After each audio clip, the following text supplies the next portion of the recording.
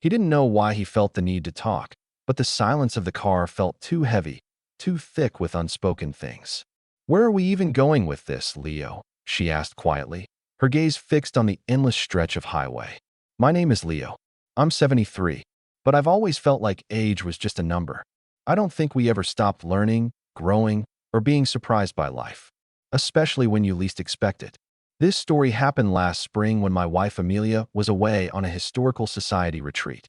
She goes every year, and I usually stay behind. But this time things unfolded a little differently. My granddaughter, Clara, she's 28, had invited me to accompany her on a weekend work trip to a coastal town a few hours from where we live.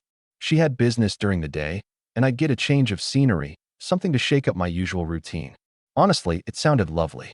We checked into a modest little hotel, one of those places with soft yellow walls and too much air freshener. Nothing fancy, but the staff were kind, and the place was quiet, which I appreciated more than I realized. We'd only booked one room with 2 beds. I didn't mind. I'm not high maintenance, and Clara was always respectful, sweet. We'd been close since she was a girl. I practically helped raise her when my son had to work long shifts. She's got this calm energy about her, quiet but observant, and she always makes me feel safe, even when I don't realize I need it. That first night, after a small dinner at a seafood shack by the water, we returned to the hotel, both of us tired from the drive. The room smelled faintly of ocean salt and that standard hotel linen scent. The lamp between our beds cast a warm, soft glow, and we each slipped into our beds in comfortable silence. I lay there staring at the ceiling fan spinning slowly, listening to the rhythmic hum of its blades. Something felt different. Not in a bad way, just quieter than usual, more still. "You okay, Grandpa?" Clara's voice came gently from the other bed. I smiled into the dark. "Yeah, I'm fine. Just can't sleep." She chuckled. "Same. Maybe too much coffee at dinner." I turned onto my side to face her, even though I couldn't see her clearly. "Do you ever feel like time's speeding up the older you get?" She paused. "Yeah, I think about that a lot, actually. Like I blinked and my 20s are almost over."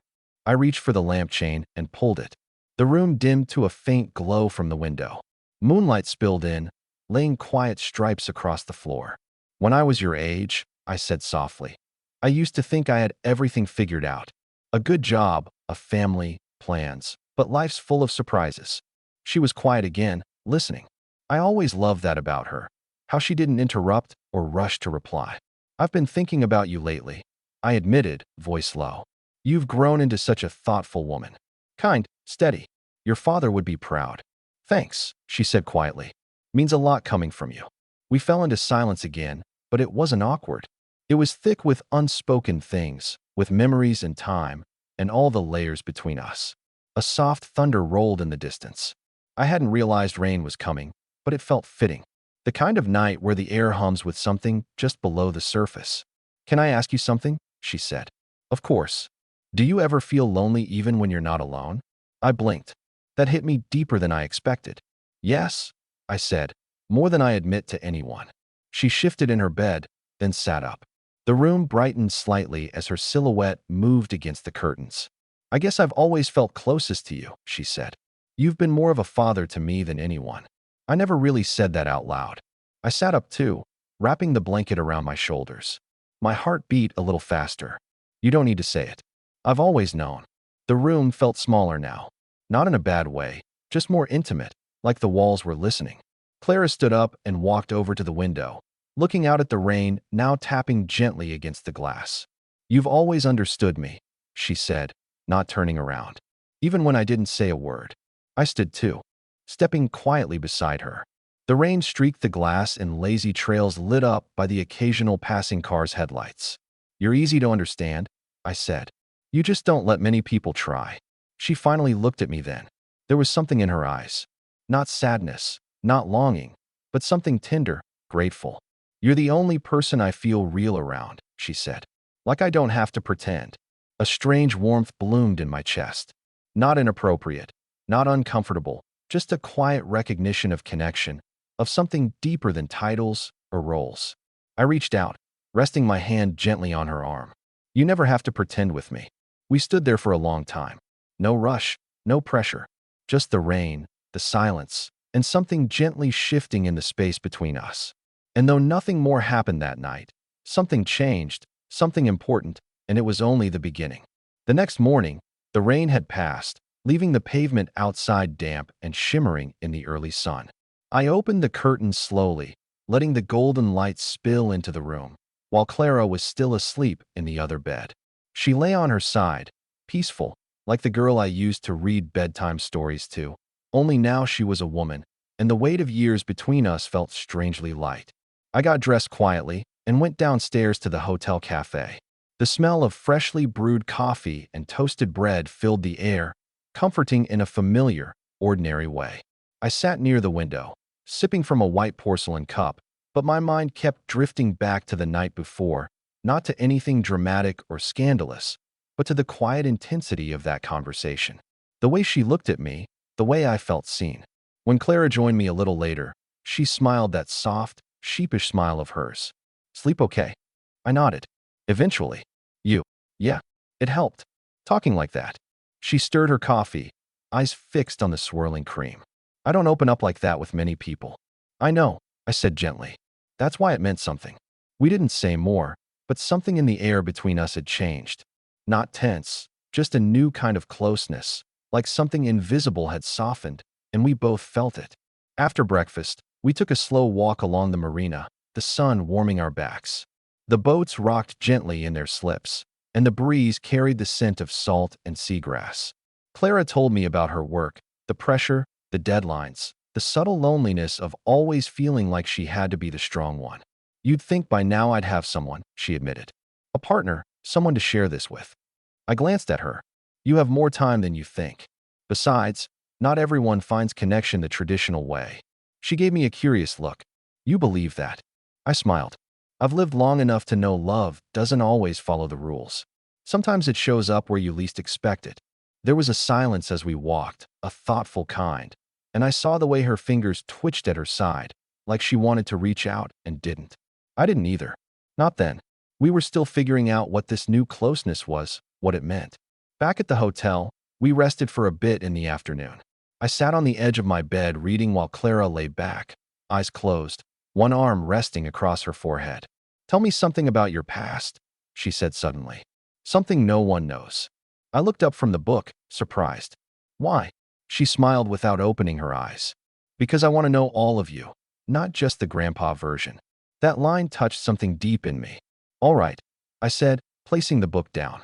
"When I was 21, I almost ran away to Paris with a girl I'd known only a week. She was wild and charming, and I think I wanted to be someone else back then." "What stopped you?" she asked. I realized I didn't need to be someone else. I just needed to be seen. But I didn't understand that until much later. She opened her eyes and looked at me. "I see you, Leo. Not as a role, not as a title, just you." I felt my breath catch. Not from shock, from something warmer, deeper. A part of me that had gone untouched for years stirred quietly. That evening we stayed in the room. Ordered a light dinner. Watched the rain return in soft, steady sheets. We didn't talk much, not with words, but the space between us was full.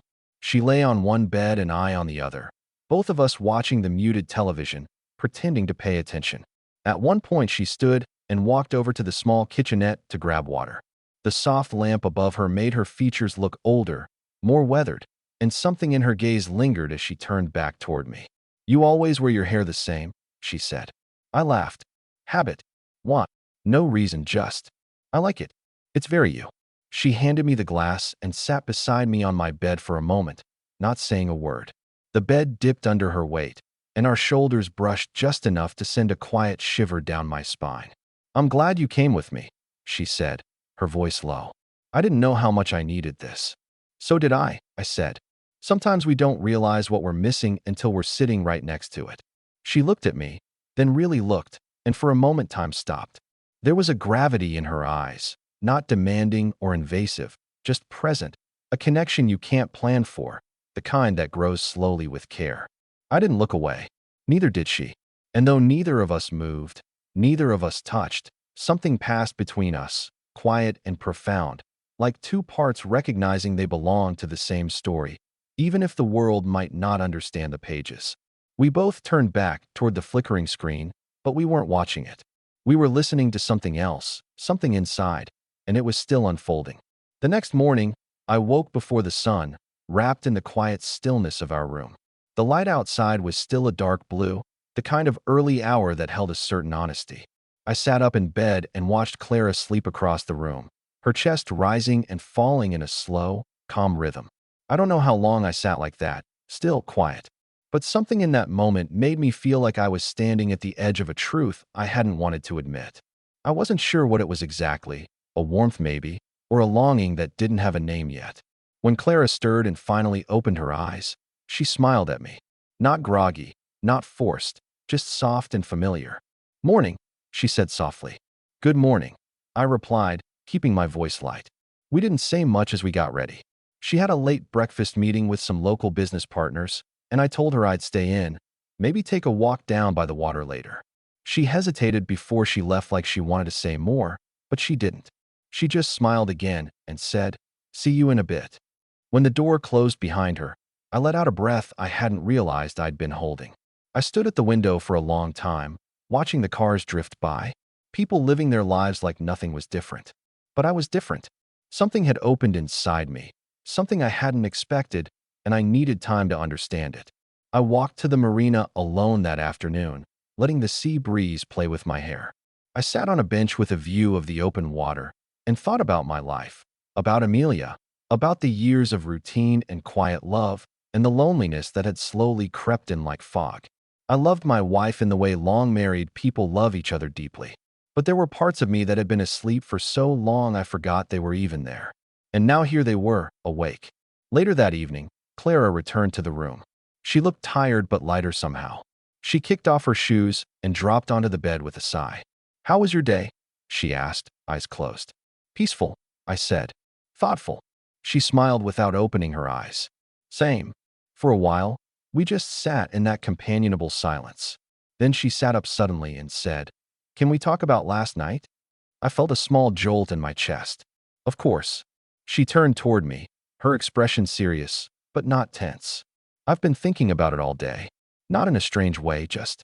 I felt something, like we crossed a line, but not a bad one. More like we walked into a space we'd both been avoiding." I nodded slowly. "I felt it too. It wasn't just a conversation," she said. "It was something else, something I've never felt before, not with anyone." Her words weren't reckless. They were careful, respectful, and that's what made them land so deeply. "Neither have I admitted." She looked at me then with that same tenderness, the one that didn't judge or rush, the kind that listens even when no one is speaking. "I know how it sounds," she said, "and I know how the world would see it. But I also know this. Whatever this is, it feels real and safe and honest." A lump rose in my throat. Not from shame, not from confusion, from the simple relief of being understood. "I don't want to overstep," she added. "I just needed to tell you." I reached out and took her hand gently, carefully. "You didn't overstep, Clara. You just spoke what I've been feeling, too." She let out a breath like she'd been holding it for hours.